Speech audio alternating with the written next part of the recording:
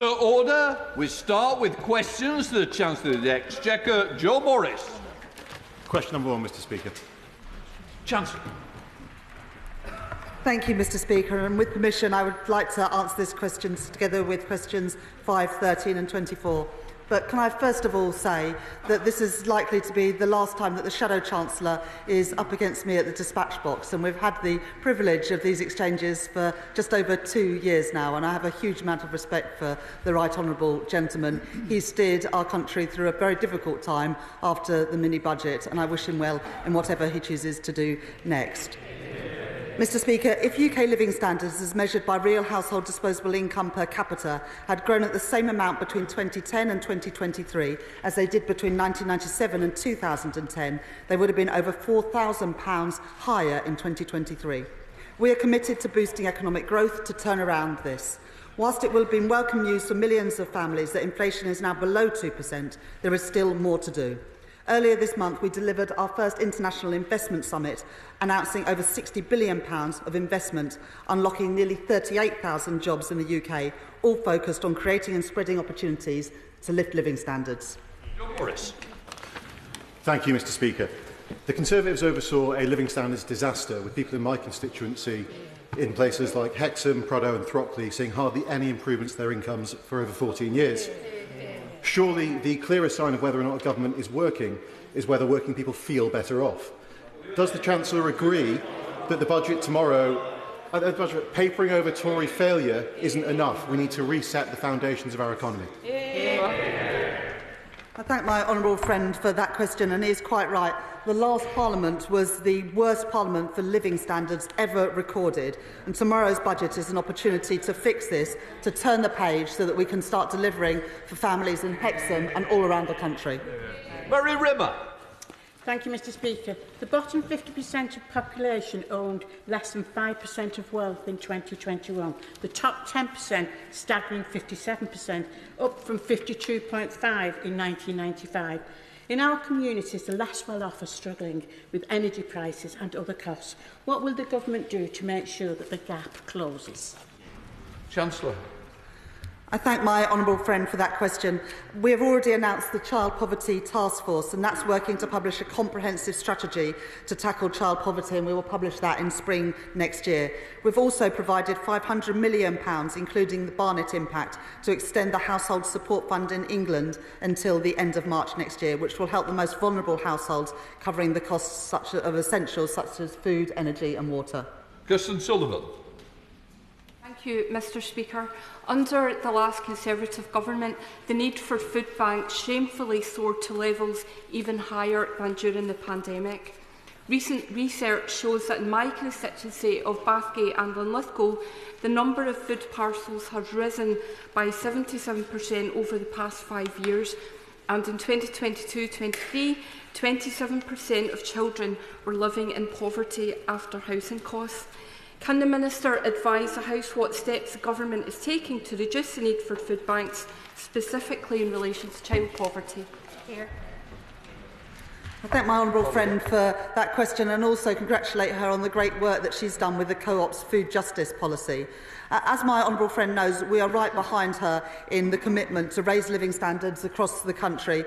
That's why we made a manifesto commitment to update the remit of the Low Pay Commission, so that for the first time ever they will take into account the cost of living when making recommendations about the minimum wage. Polly Billington. Mr. Speaker, as my right honourable friend will be aware, coastal communities like mine struggle with a low-pay, low-skill economy. Will she acknowledge the importance of the minimum wage in tackling this problem and supporting our communities and local economies? Chancellor. My honourable friend is absolutely right, and that's why we're going to make sure that the Low Pay Commission takes into account the cost of living, as well as closing the gap between the youth rate of the minimum wage and the overall rate, so that all adults can be paid a fair wage for the work that they do. Okay. Harriett Baldwin. Thank you, Mr. Speaker. The living standards of a 90-year-old pensioner on a £13,500 income are falling sharply this winter as a result of her decision to take away the winter fuel allowance. Tomorrow she has the chance to increase that threshold. Will she take it? Chancellor. The honourable lady will know that because of our commitment to the triple lock, that the basic state pension and the new state pension will continue to rise. In fact, this winter, the new state pension is worth £900 more than it was a year ago, and the new state pension is likely to rise by a further £450 next April. Indeed, during the course of this Parliament, because of the triple lock, the new state pension is likely to be worth £1,700 more, much more than the value of the winter fuel payment.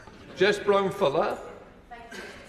I am sure that the Treasury were pleased to receive £1.5 billion in a windfall tax from Octopus Energy. Would the Chancellor consider using this money to reinstate the winter fuel allowance for 1 year until the Treasury have the opportunity to find a better system of means testing so that my vulnerable residents and pensioners in Chichester aren't falling off a cliff edge this winter? Chancellor. I can understand the concern of the honourable member, but of course that £1.5 billion was already baked into the forecast, so that's not new money to spend on initiatives. As the honourable lady will know, we inherited a £22 billion black hole in the public finances, and we will set out the detail of that at the budget tomorrow. But because of that, we've had to make very difficult choices. But even in those difficult circumstances, we've protected winter fuel payment for the most vulnerable pensioners who are on pension credit, as well as boosting uptake of the pension credit so that those who get the support they're entitled to actually do. Graham Stuart. Thank you, Mr. Speaker. Residents of Joseph Roundtree's St Helens Court all gathered recently to tell me about the devastating impact the cut in the winter fuel payment will have on their living standards. People in Withensea, Saturday last, gathered to demonstrate against it. Tomorrow, the Chancellor can do the right thing. Will she? Chancellor. And I'm sure that the honourable gentleman told him about the £22 billion gap that his government left in the public finances that has required the difficult decisions that this government has had to make to clean up the mess left by the party opposite. Holmes. Thank you, Mr. Speaker. With the promised £300 cut in energy bills not materialising and the winter fuel payment scrapped for pensioners and now the bus cap lifted for our working people, using whatever definition she's using of that term today, can she honestly say that living standards will improve for everybody under this government? Chancellor. On the bus cap specifically, the honourable member will know that the previous government put no money in to extend the bus price cap. We have put money in to ensure that the bus cap remains at an affordable level for people, unlike this government, who just had the previous government, who just had short-term gimmicks. Dr. Luke Evans. Number 2, Mr. Speaker. Minister. Thank you, Mr. Speaker. The Department for Work and Pensions has deployed 500 additional staff to process pension credit applications as quickly as possible, and I would encourage all pensioners who might be eligible for pension credit to apply by the 21st of December, because, as he will know, that can be backdated by 3 months and can passport pensioners to other benefits. Dr. Luke Evans. I'm very grateful for the Minister's answer. A written question I put in to find out how long this would take. Almost 1 in 4 people who apply for pension credit are waiting longer than the 50 working days to be picked up, which means this is going to be past Christmas and into the new year. And that's before the data released by the government that there's been an increase of 150%. So I'm pleased to hear there's 500 more staff, but could we hear how much extra funding is going in immediately to make sure these are processed this side of Christmas? Because otherwise pensioners are really going to struggle. Minister. I'm very pleased to say that there's been a 152% increase in the number of pensioners who are applying for pension credit. That is good news and is a result of the pension credit awareness campaign that we have been running since early September. We are putting all the resources we can in place to process claims as quickly as possible. Shadow Minister Nigel Huddleston. Thank you. On these benches, we are deeply concerned about all those who will lose their winter fuel payments under Labour. Some pensioners will keep it if they claim pension credit, but we know that some won't apply or will have difficulty applying. So can the Minister confirm how many people does the Treasury assume are eligible for but will not claim pension credit and therefore will lose their winter fuel payment as a result? And what are they doing to close that gap? Minister. As he will understand that the estimates with regard to how many people might be eligible for pension credit are an imperfect science. They're based on a survey. And means testing, this very complex benefit, as all means tested benefits are, requires an assessment of people's income, but also of their savings. And it's about a pensioner household unit. So it is a complex set of procedures. All I can say is that I'm glad to see that we are targeting the support at those most in need. And it is something, Mr. Speaker, that was outlined in the Conservative Party manifesto in 2017, in which they state, we will means test winter fuel payments, focusing assistance on the least well-off pensioners who are most at risk of fuel poverty. Liberal Democrat spokesperson Daisy Cooper. Thank you, Mr. Speaker. As the newly appointed Treasury spokesperson for the Liberal Democrats, this is my first opportunity to welcome the Chancellor and ministers to their places, and I wish to do so. Notwithstanding, on the winter fuel payments, the government does need to think again. I was recently speaking with Citizens Advice in St Albans, and they are deeply concerned that letters from the Department of Work and Pensions will only be sent out to people who they believe are eligible in December, meaning that many people may indeed lose out. So we have urged the government to either reverse this cut and make it taxable, or look at, for example, raising pension credit limit. Could the government confirm, are they going to look again at any of the measures that we have suggested on this particular issue? Minister. Thank you, Mr. Speaker. I welcome her to her place. We are writing to all pensioners, so I don't know where she has the misinformation from, but I can reassure her we are writing to all pensioners about this change in policy. We are also, for the first time, writing to all pensioners in receipt of housing benefit to encourage them to claim for pension credit. We have also, in our steadfast commitment to the triple lock, this will mean that the new full state pension will be worth around £1,700 over this Parliament. We have extended the Household Support Fund, which local authorities can use to help people who are on low incomes and struggling with their fuel bills. And we have also ensured that the Warm Homes Discount Scheme will provide £150 for low-income households, including pensioners. George Simons. Number 3, Mr. Speaker. Chancellor. With permission, Mr. Speaker, I would like to answer this question together with questions 10, 11 and 14. The government's growth mission will counteract 14 years of sluggish economic growth, kick-starting a decade of national renewal. And we have wasted no time in getting to work. We've already launched the National Wealth Fund, introduced reforms to the planning system and hosted the International Investment Summit, securing over £63 billion of investments right across the United Kingdom. Work continues, and I look forward to updating the House on our next steps for growth in tomorrow's budget. Josh Simon. Thank you, Mr. Speaker. As co-chair of Labour Growth Group, I welcome the Chancellor's decision to unleash a revolution in investment in Britain. But the capital we must invest in is not just physical, it's digital too. For years, the members opposite cut capital investment in technology, depressing productivity and leaving workers with less money in their pocket. So can I ask the Chancellor what steps she is taking to boost long-term investment, especially in digital and technology? Chancellor. I thank my honourable friend for that question, and also for the excellent work that he's doing as co-chair of the Labour Growth Group. I know that he is passionate about how we can use data to boost productivity and improve public services, and is working with Wigan Council and his local NHS trust to build data-driven tools to better deliver preventative healthcare.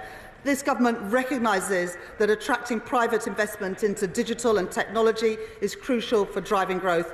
That's why we've already prioritised these in the modern industrial strategy to ensure that we are creating the right conditions for investment. Since this government took office, we've been pleased to welcome over £25 billion of investment into UK data centres, helping to create thousands of jobs and meet the growing demand for data, AI and machine learning. Julie Minns. Thank you, Mr. Speaker. Does the Chancellor agree with me that a modern NHS that is fit for the future is essential to our country's economic growth? And will she find time to visit the new Cumbria Pears School of Medicine when it opens in Carlisle next year? Chancellor. I thank my honourable friend for that question, and I absolutely recognise the important role of the NHS and the health of our nation in getting people back to work and boosting the economy.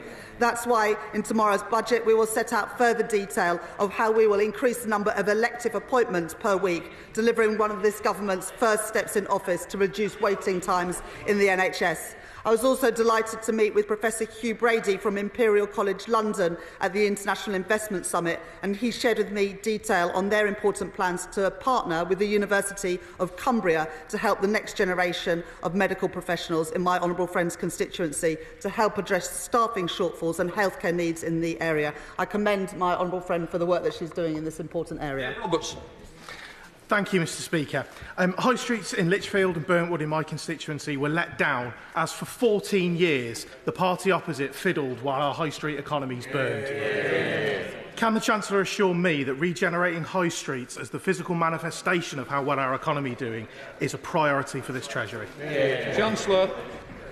I welcome my honourable friend to his place, and he's doing a great job for the people of Lichfield. This government is committed to delivering a decade of national renewal and ensuring that growth and prosperity is felt everywhere in our country. We will work in partnership with businesses and local communities to rejuvenate our high streets, which are the lifeblood of our local communities, including those in Lichfield and Burntwood. As part of this, we plan to introduce new powers to help fill vacant properties through the high street rental auctions. We know that's such an important issue for so many of our constituencies. Ben Coleman. Thank you, Mr Speaker. Thousands of my constituents in Chelsea and Fulham come from European Union countries, and they're all passionate about the UK economy doing well. So does the Chancellor agree with me, Mr Speaker, that for the UK to achieve its full economic growth potential, we need to deepen our trading links with the European Union? And if the Chancellor does agree with me on this, can she say how the Treasury is working with other government departments to achieve this? Chancellor. I thank my honourable friend for his question. Since taking office, this government has been working to reset our relationship with our European friends and neighbours. The Prime Minister recently met with the President of the European Commission and agreed to strengthen the UK-EU relationship to address global challenges such as the economic headwinds, geopolitical competition, irregular migration, climate change and energy prices. Improving our relationships will be good for business and good for consumers. Harriett Cross. Thank you, Mr Speaker. I'm not going to ask the Chancellor to preempt tomorrow's budget, although I might actually have some luck if I do, based on current form. So instead, can she confirm to me that she fully appreciates how important agricultural property relief and business property relief are to farmers and family businesses who do so much to grow our local economies across the country? Chancellor. I recognise the importance of being able to pass on to the next generation the assets you've built up, and we'll be setting out more details on all of our tax policies in the budget tomorrow. Wendy Chamberlain. Your shared prosperity funding has been used by local authorities such as Fife Council to drive economic growth, particularly around support for small businesses. That funding is due to end in April 2025. Can we get a commitment from the government that funding for these kind of schemes is going to continue? Chancellor. We will set out more details in the budget tomorrow, including the consequentials that will go to the Scottish Government as well. Sir Desmond Swain. Investment requires a measure of optimism, not the collapse in business confidence that she has engineered. She would have done better to stress some of the positives that she inherited, wouldn't she? Well, it's good to be explained how to do my job by one of the members opposite who crashed our economy. £63.5 billion of investment into the UK were announced at our International Investment Summit. Investment in life sciences, investment in data centres and digital, investments in clean energy, because businesses have confidence that this government is bringing stability back to our economy and working with businesses to seize the opportunities. I'm really excited about doing that in all parts of our country and working with business to do so. Dave Dugan. Thank you, Mr Speaker. Can the Chancellor tell us, to the nearest £10 billion, how much extra would be available for long-term investment were it not for the fire sale of UK government bonds by the Bank of England, costing the taxpayer dearly? Chancellor? I started my career as an economist at the Bank of England, and I think unlike members opposite, I think it's incredibly important to recognise the independence of our economic institutions, including the Bank of England and, indeed, including the Office for Budget Responsibility. Liberal Democrat spokesperson Daisy Cooper. Thank you, Mr. Speaker. Small businesses are the engine of our economy, but many of them are penalised for investing in their businesses because of the broken business rate system. Will the Chancellor ensure that investment is exempted from business rates, and will she ensure that the budget tomorrow is the final budget where business rates are a permanent feature? Chancellor? I thank the Honourable Lady for her question, and I would also like to welcome her to her place. Small businesses and high street businesses are the lifeblood of all of our communities, including hers in St Albans, and it is important that we support them. In our manifesto, we committed to have reform of our business rate system. I'll be setting out more details in the budget tomorrow, as well as a business tax roadmap, because a business tax roadmap is what will give businesses certainty about the tax environment that they will be working with for the next 5 years. John Morrison. Number 4, Mr. Speaker. Minister. Thank you, Mr. Speaker. Delighted to be welcomed by the opposition benches, Mr. Speaker. I'm pleased to see them in their place as well. Investment, Mr. Speaker, is a key part of the government's growth mission, alongside stability and reform. By ensuring adherence to robust fiscal rules and respect for our economic institutions, we are building the confidence needed to deliver greater investment across the country. Tom Morrison. Thank you, Mr. Speaker, and I thank the Minister for that response. A key part of the Northern Powerhouse agenda was investment into our rail infrastructure, and residents in Cheadle constituency were excited that Cheadle train station finally got planning approval recently. However, recent talk of cuts to infrastructure has caused concern. Can the Minister put forward now that Cheadle train station is safe and will go ahead? Minister. The Government is fully committed to ensuring that investment into all parts of the UK, including in the north of England, create growth and impact for working people. The north of England is home to crucial levers to achieve this, as evidenced by our recent announcements in Teesside and Merseyside, creating thousands of jobs and securing long-term futures. The detail of individual projects will be confirmed in due course. Bill Esterson.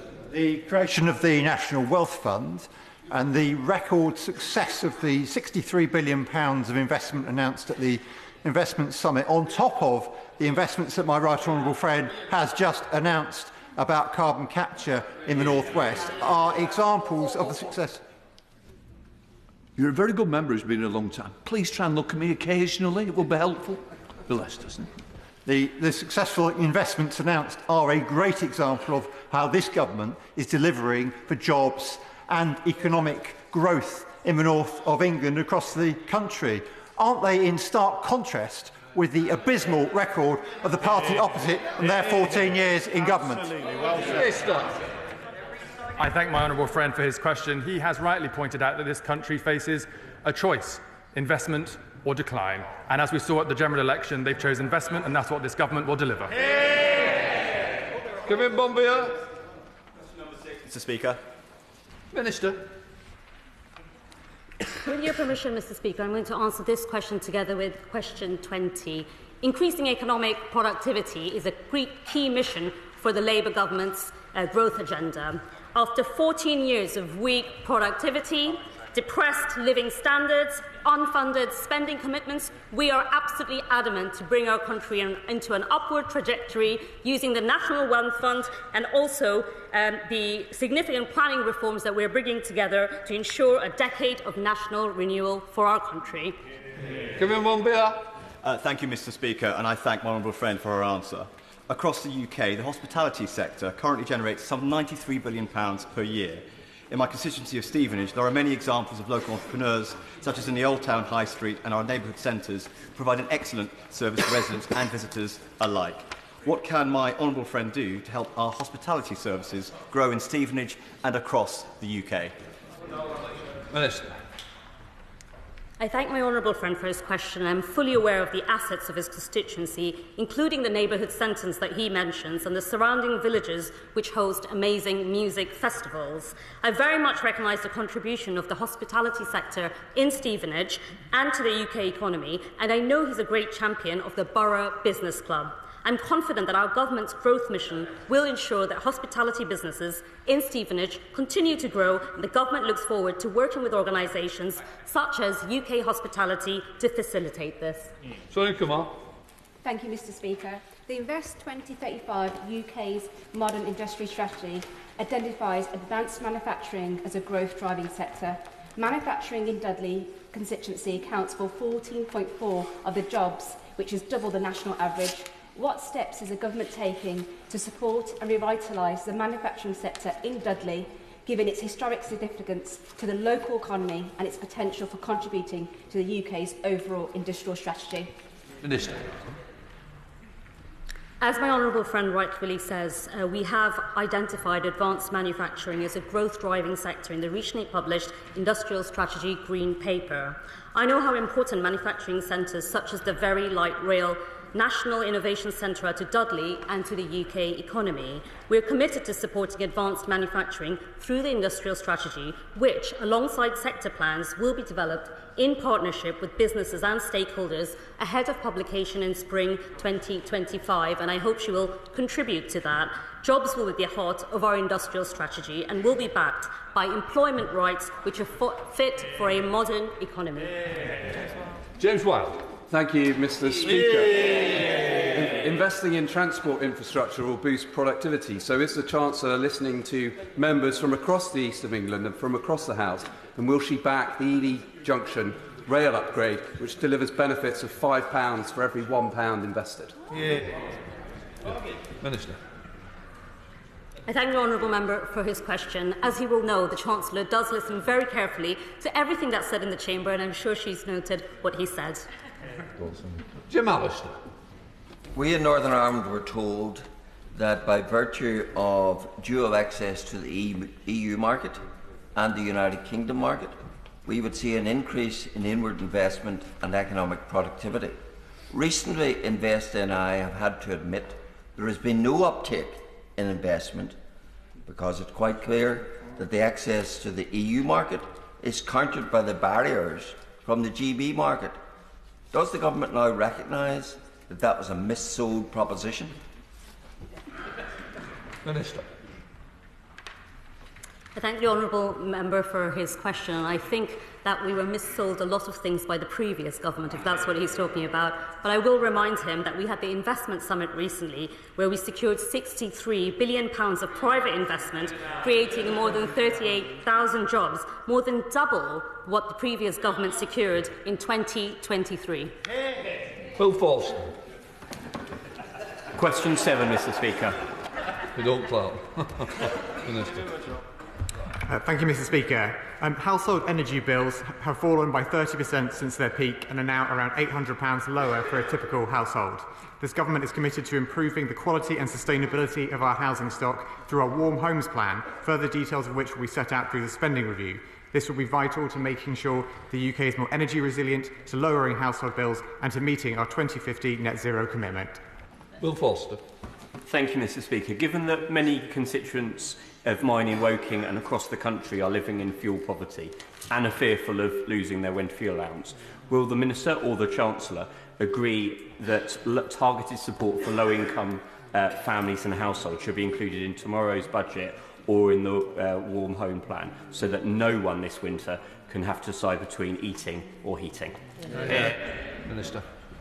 Well, I thank the honourable gentleman for his remark. He should know our commitment to supporting vulnerable households with the costs of energy and food through our extension of the Household Support Fund, which we've already extended to the cost of £500 million from the end of September to the end of March. This will help local authorities to help those low-income families with the cost of essentials such as food and energy. Reuben Sander. Thank you, Mr. Speaker. This nation experienced the highest rise in energy bills of the G7 after Putin invaded Russia, because the party opposite left us dependent on natural gas and left us with the worst insulated homes in Western Europe. Can the Minister assure me that we'll be investing in both the clean energy and home insulation we need to lower energy bills for good? Minister. Well, I thank my honourable friend very much for his remarks there, because he's absolutely right to say that whilst it's essential that we tackle high energy bills now, it is also essential that we invest for the future to bring energy bills down for good. Critical to that is investing in our housing stock, as I've already mentioned, but also through GB Energy, investing in sustainable energy sources to make sure we improve our energy security and bring bills down for families across this country. John Grady. Thank you, Mr. Speaker. Question number 8, please. Chancellor. Thank you, Mr. Speaker. In July, a Treasury assessment of public spending showed that this government inherited a £22 billion black hole in the public finances. I took immediate action. The benches opposite might not like it, but it is true. I took immediate... Sure. I want to hear the Chancellor, and I will hear the Chancellor. Chancellor Exchequer. It's not many of them, but they do still make quite a lot of noise. I took immediate action by identifying savings and making reforms to the spending and fiscal framework to ensure that never again can a government be allowed to make unfunded commitments and leave their successors with a massive black hole like the Leader of the Opposition and the previous Chancellor did. As my right honourable friend, the Chief Secretary to the Treasury, said to the House yesterday, the budget will confirm detail of the robust fiscal rules which were set in our manifesto and will set out plans for tax and spending alongside an updated forecast from the Independent Office for Budget Responsibility. Thank you, Mr. Speaker. Would my right honourable friend agree with me that being honest and transparent about the state of public finances is the right thing to do, and that having a long-term plan to fix the foundations of our economy and the public finances is preferable to the short-term chaotic approach taken by the SNP in Scotland, which has led to 3 years of consecutive in-year emergency budget cuts. Thank you, Mr. Speaker. This government is committed to sustainable public finances, unlike two of the parties opposite. A stable economy built on stable public finances is a key foundation for growth, and it is why this government are on these benches and the SNP and the Tories are on the benches opposite. The robust fiscal rules set out in our manifesto will put the public finances on a sustainable path to move the current budget into balance so that day-to-day costs are met by revenues and to get debt falling as a share of our economy. Given the challenging inheritance, this will require difficult choices, but ones that this government will take to fix the foundations of our economy. Josh Baberinda. Mr. Speaker, the last government left Eastbourne Borough Council in a position where it spends 49 pence in every pound on the cost of temporary accommodation in terms of the cash it collects in council tax. We need a solution. This is not sustainable for councils. It's not sustainable for families. Will the Chancellor commit to supporting councils with the cost of temporary accommodation and investing in preventing homelessness in the first place? Chancellor. I thank the honourable member for his question, and he's absolutely right that it is a scandal the number of people housed in temporary accommodation, and a double scandal the amount that is costing taxpayers in Eastbourne and around the country. We made a commitment in our manifesto to build 1.5 million homes during the course of this Parliament, something that honourable members opposite oppose, but we are determined to do that because that is the way to bring down the cost of temporary accommodation and ensure that all families have a safe and secure roof over their heads. Dame Meg Hillier. Thank you, Mr. Speaker. Mr. Speaker, it is right and a challenge for the government to balance the public finances, and there has been a stiff target of 2% efficiency savings set in year for departments. What is she doing to make sure that that is robustly applied and that departments don't game it by putting off decisions which will end up costing more? Chancellor. I thank the Chair of the Select Committee for that question, and the honourable member is absolutely right that in our July statement we set a 2% productivity target, not just for the Department of Health as the previous government did, but for all government departments. And ministers on this side of the House are absolutely determined to deliver against those, because that's the way that we ensure we've got resources for our frontline public services, our schools, our hospitals and our police that we all rely on. Timothy. Thank you, Mr. Speaker. Under the last government, the Chancellor said interest rates and gilt yields were driven by government policy. Will she guarantee that neither rise higher than they were under the Conservatives? Well, the last government, with a mini-budget, crashed the economy, sent interest rates and mortgage rates soaring, putting huge pressure on public, on the costs that families and businesses borne. We will set out our budget tomorrow, including robust fiscal rules to pay for day-to-day spending through tax receipts and only to borrow to invest, whereas the previous government borrowed for day-to-day spending, which is why we're in the mess we are in today. Shadow Minister Alan Mack. Thank you, Mr. Speaker. Last Wednesday in Washington, the Chancellor announced changes to the debt rules to allow Labour to borrow more. However, published Treasury advice says that increasing borrowing risks interest rates staying higher for longer. Does the Chancellor agree with her Treasury civil servants? Chancellor. I was very pleased that last week when I was in Washington, the International Monetary Fund said how important it was that countries, including the UK, borrow to invest in our capital infrastructure. That, under the plans that we inherit from the previous government, capital spending as a share of GDP is due to fall from 2.6% of GDP to 1.7%. If those decisions were to go forward, it would mean plans delayed and cancelled. We will set out our plans tomorrow in the budget, but it is crucial that we have rules that ensure that we pay for day-to-day spending through tax receipts and that we only borrow to invest, unlike the previous government. Tim Rocker. Question number 9, Mr. Speaker. Yeah, no, we can do it. Chancellor. Thank you very much, Mr. Speaker, and thank the honourable gentleman for his question. The Conservative Party oversaw years of chaos which cost not just families but also businesses. This government is committed to delivering the economic stability needed for investor confidence. Our commitment to a credible budget, strong institutions and robust fiscal rules are at the heart of that plan. Earlier this month, we announced a record-breaking £63.5 billion of investment at our International Investment Summit. That shows, through serious, stable government policy, that the UK can attract investment from around the world to boost jobs and growth here in Britain. Tim Roth. Thank you, Mr. Speaker. Can I ask the Chancellor, when does she think the party opposite lost their fiscal credibility? Was it the Liz Truss mini-budget? Was it the national debt rising from 65% to nearly 100% of GDP? Or was it the farcical promise to abolish national insurance? Sorry. Who wants to go for that cup of tea? Normally it was Prime Ministers. I don't want to start doing it Chancellors. OK. Chancellor the Exchequer. I would answer all of the above, and that's why the honourable member is in his place and the honourable members are on the benches opposite. Oh, my word. Jim Shell. Thank you, Mr. Speaker. Thank the Minister for that. Minister, if you want to increase investor confidence, then the thing to do is to help the SMEs.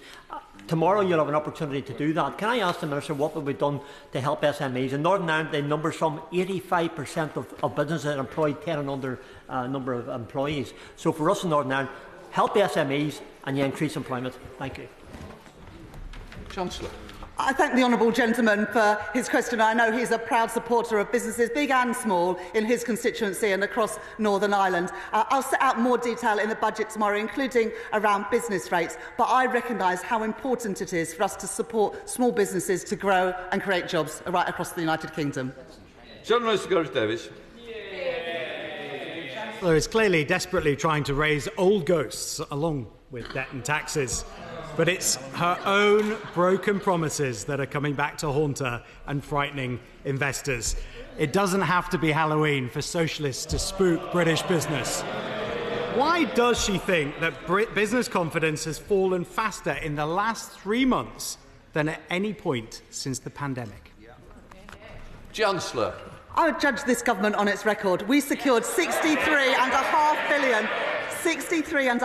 billion of investments announced right across the United Kingdom, creating nearly 40,000 jobs in constituencies up and down our country, creating good jobs, paying decent wages. That is more than twice of the investment that the previous government secured at their International Investment Summit, which shows how important it is that returning stability to our economy and working in partnership with businesses is something that the party opposite might want to learn a lesson from.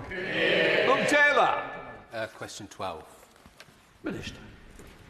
Mr Speaker, over 12 million pensioners will be protected by this government's commitment to the triple lock, with the new full state pension expected to increase by around £1,700 over the course of this Parliament. Pensioners also benefit from free eye tests, free NHS prescriptions and free bus passes. Thank you, Mr Speaker. We know that no impact assessment was carried out prior to the decision to cut the winter fuel payment.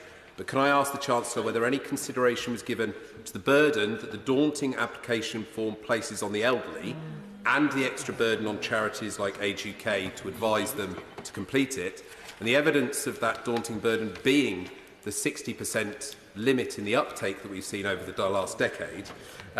Will she work with her colleagues to simplify the application process, not only easing the burden on those losing the winter fuel payment, but also so they can achieve the benefits, the broader benefits that pension credit provide? Minister got it in the first 2 minutes, never mind the last 3. Come on. I thank the honourable gentleman for that question. I do say to him that there was an equality assessment analysis done by the government on the change, and it was published in September. I would recommend he take a look at it. And it was such a long question, I've now forgotten what he asked. The application forms. The application forms. What I would say is that... Let's move on. OK, Blake Stevenson. Thank you, Mr Speaker. Question number 15. Order. What's the honourable gentleman standing for? I hope he's not. Blake Stevenson. Question number 15, Mr Speaker. Minister.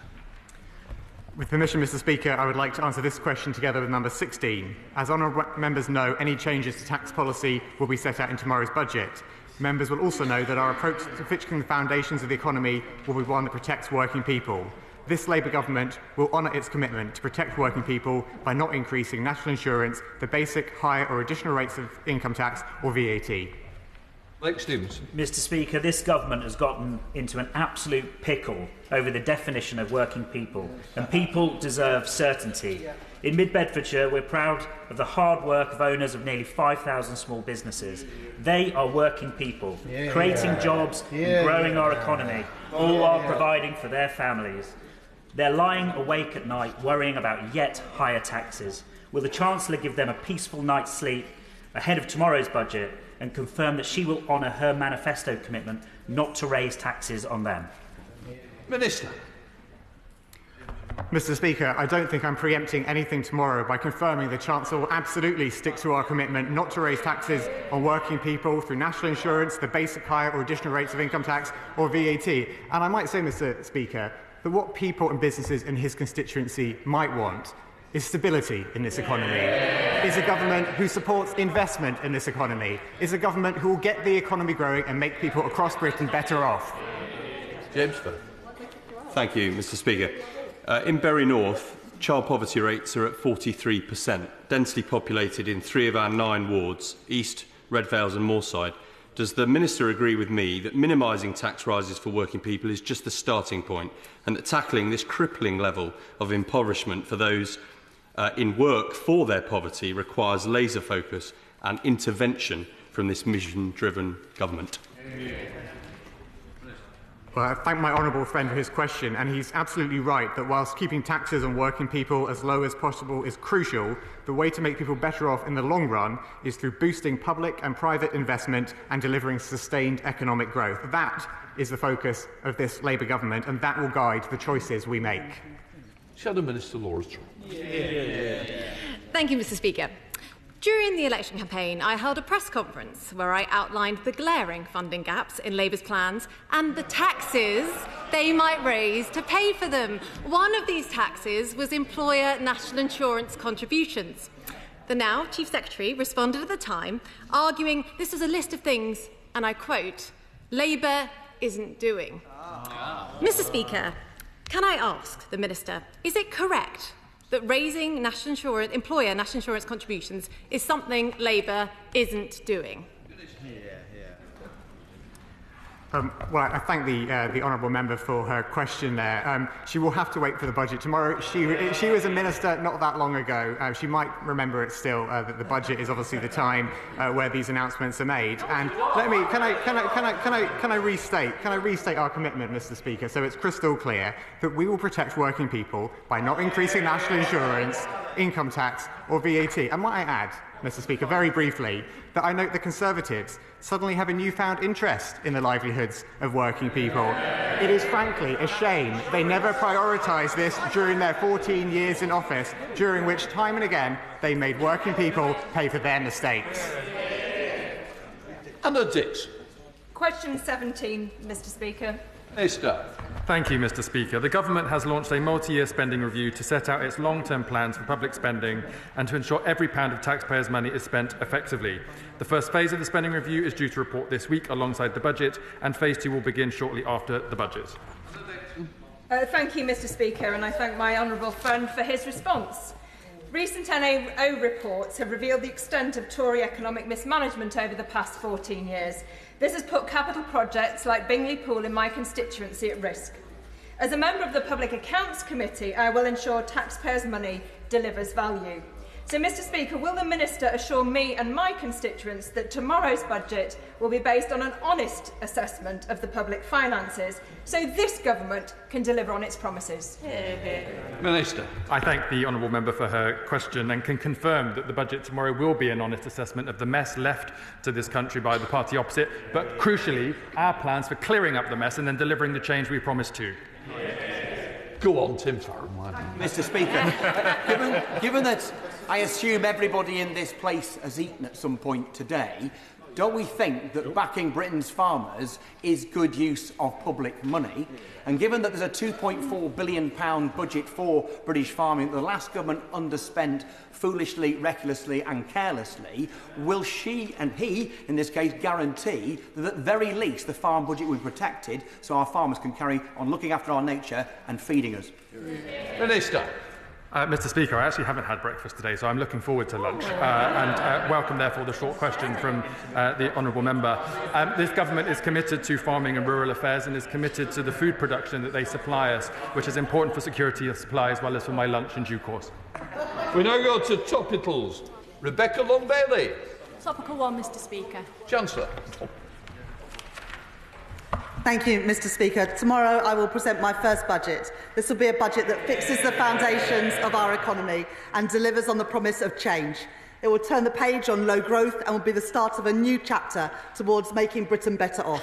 More pounds in people's pockets, an NHS that is there when you need it, and businesses creating wealth and opportunity for all. Rebecca Long-Bailey. Thank you, Mr. Speaker. I commend the Chancellor for recently outlining investment in social housing, but in the interim, the Joseph Rowntree Foundation has found that the previous government's decision to freeze local housing allowance rates will push 80,000 private renters on housing benefit, including 30,000 children, into very deep poverty during this Parliament. So will the Chancellor now consider unfreezing local housing allowance and relinking it to the actual cost of local rents so that these families can keep their heads above water? I thank my honourable friend for that question, and she makes a really important point, one that I think all of us see in our communities about the cost of housing outstretching people's incomes. We made a commitment in our manifesto to build 1.5 million new homes, and including social housing, which is so important and can give security to people who are otherwise left in insecure housing in the private rented sector. As it's his farewell questions, let us come now to the Shadow Chancellor, Jeremy Hunt. Thank you, Mr. Speaker. This is our final exchange in the House. So before tomorrow's fireworks, can I also wish the Chancellor well in her role going forwards? There has actually been a lot of common ground between us. For example, when before the election she said that raising employers' national insurance was a jobs tax that took money out of people's pockets. I very much agree with her on that. Does she agree with herself?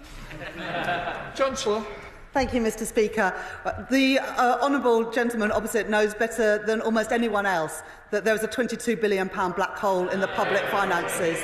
That will require difficult decisions, but even in those circumstances, we will do everything in our power to protect the incomes of ordinary working people, and so we were committed to ensure that in their pay slips, no working people will have higher taxes after this budget.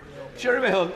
Mr. Speaker, we all know why she's inventing this fictitious black hole. 30 times this year, before the election, she promised not to raise tax, and tomorrow she's planning the biggest tax-raising budget in history. But more consensually, as this is our final exchange, I want to welcome her announcement last week of a £2.3 billion loan for Ukraine. Does she agree that the strongest signal of resolve that we can send to Putin is to commit to 2.5% of GDP on defence? And does she understand why so many are worried she is yet to do so? Chancellor.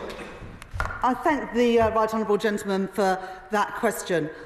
I have always respected the right honourable gentleman, but I think it is important that we don't deny the seriousness of the situation that we face with the black hole in the public finances, combined with lashing out at independent economic institutions, suggests that he's got more in common with Liz Truss and Kwasi Kwarteng than perhaps we thought. I watched my party lurch towards an ideological extreme and deny reality, and as a result, we spent years in opposition. The Shadow Chancellor risks taking his party down the same path. Thank you, Mr. Speaker. Newcastle-under-Lyme's beer and pub sector makes a significant contribution to the economy locally and nationally. Over our 76 pubs and 2 breweries generate £23 million in tax receipts each year. Can I ask the Chancellor to work with the sector to unlock its growth potential in Newcastle-under-Lyme and across our country? Chancellor, Minister. Well, I thank my honourable friend for his question. I know that Newcastle-under-Lyme and the whole county of Staffordshire have a proud brewing tradition, and I know my honourable friend will be an excellent champion for breweries in his constituency. Supporting pubs and breweries is very important for me as a minister. Indeed, on my first day in the Treasury's Darlington Economic Campus, I visited Durham Brewery, where I heard from the Society, for a work visit, where I heard from the Society of Independent Brewers and Associates about the huge contribution breweries make to British society. Further details will be set out by the Chancellor tomorrow. John Morrison. Thank you, Mr. Speaker. The Chancellor recently announced an extra £550 million into the school rebuilding programme.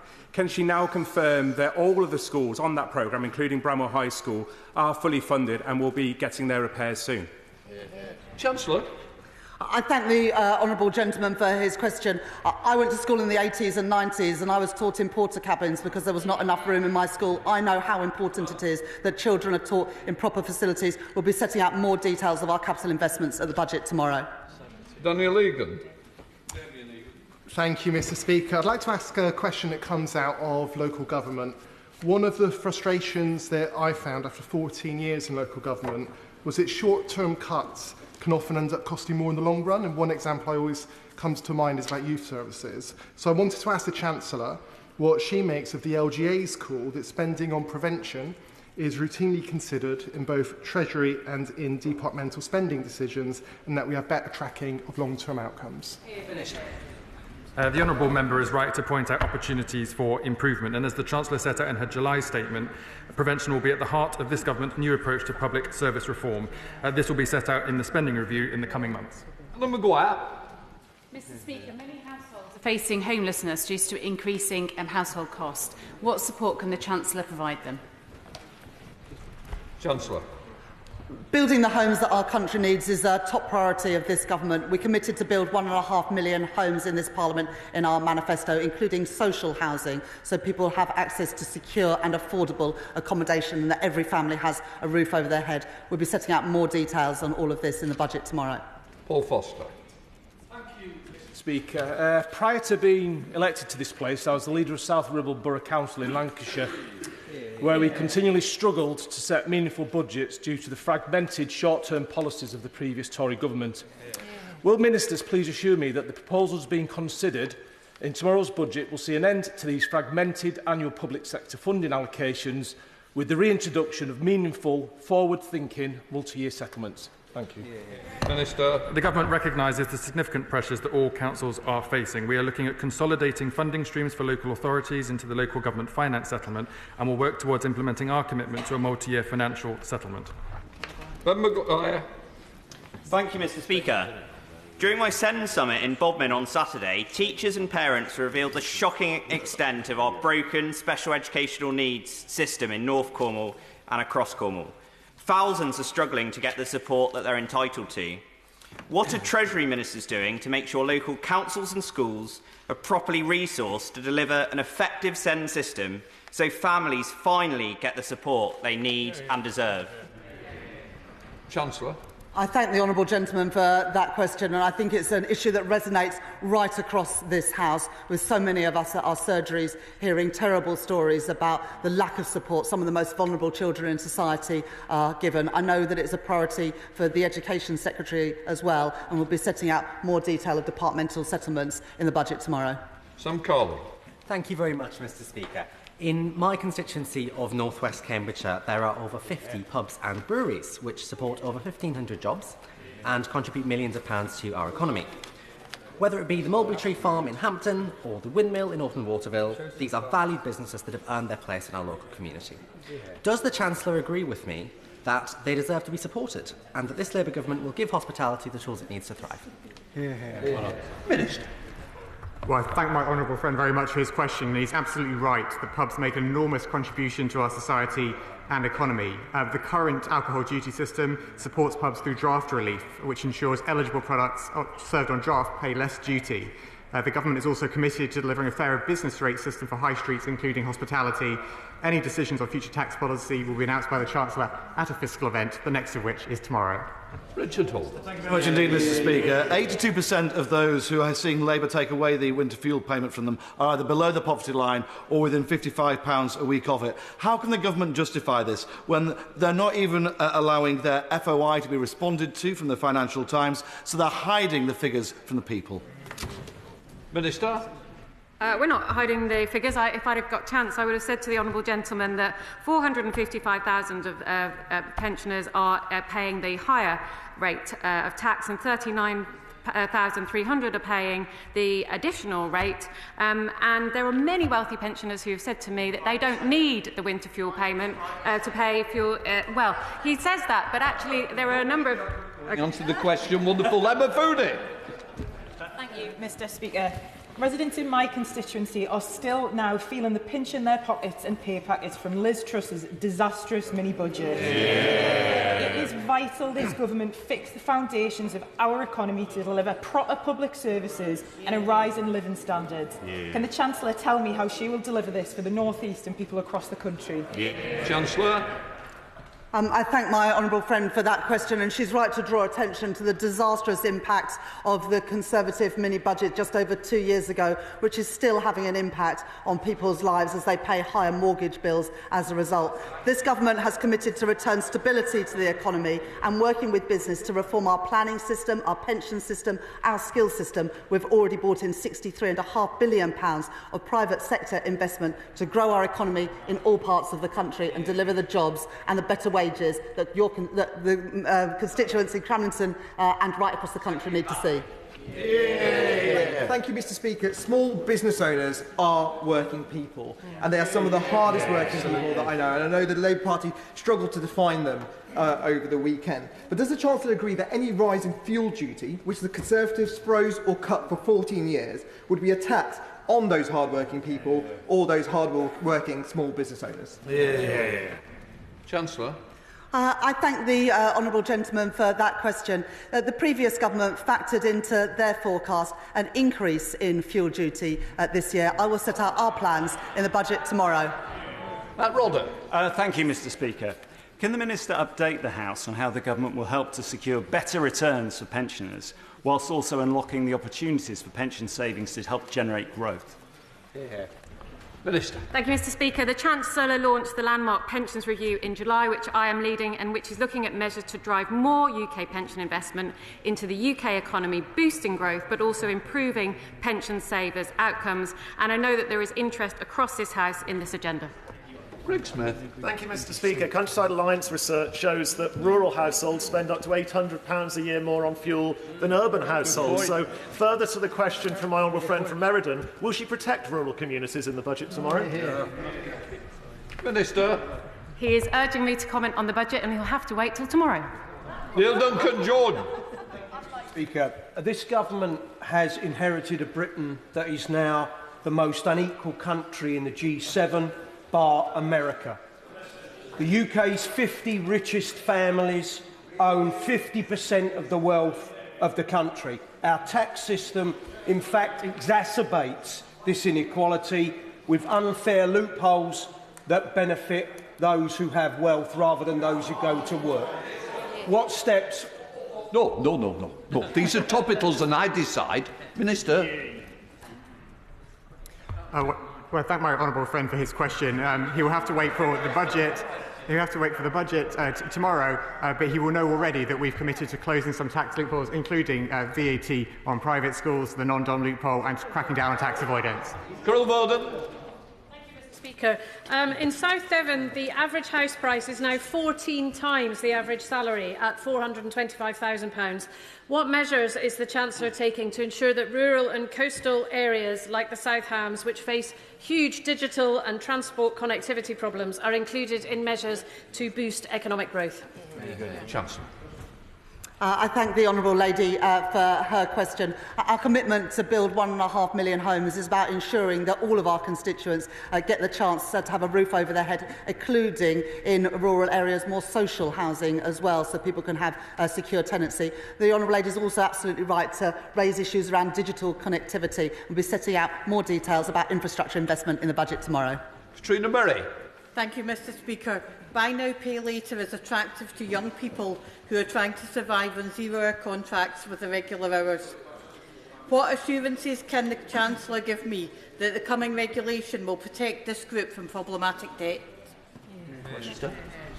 I thank the honourable lady for her question. The proposed regulations will drive high standards of conduct among buy now, pay later firms, ensuring that consumers receive clear information and that they have access to strong protections. Our proposal will also allow the FCA to require buy now, pay later firms to carry out affordability checks, ensuring that only firms that lend to borrowers who can afford to repay. Sir Ashley Fox.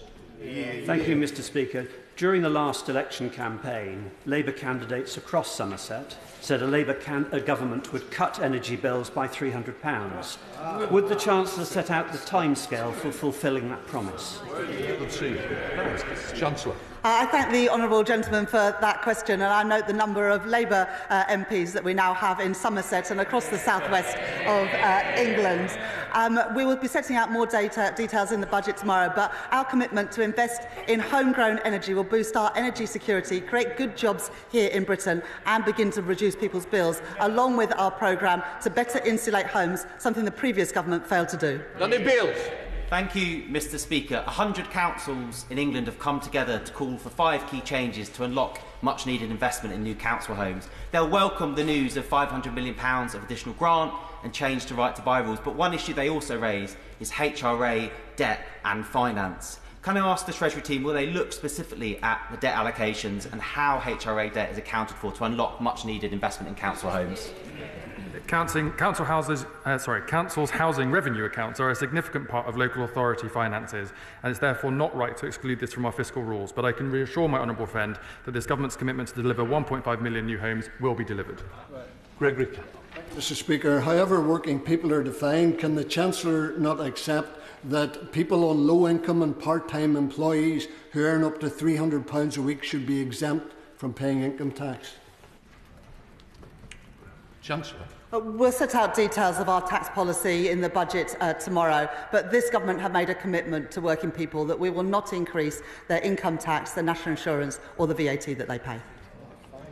Right, that completes questions. I'll let the front benches change over.